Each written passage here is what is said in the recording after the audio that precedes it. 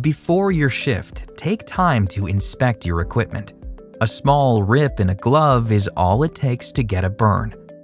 Gloves can be tested by submerging them in water and checking for pinholes.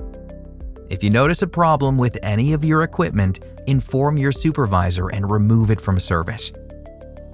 When you're finished using your equipment, always clean off all acid contamination before taking it off. Then return it to the proper storage area so it'll be ready for next time.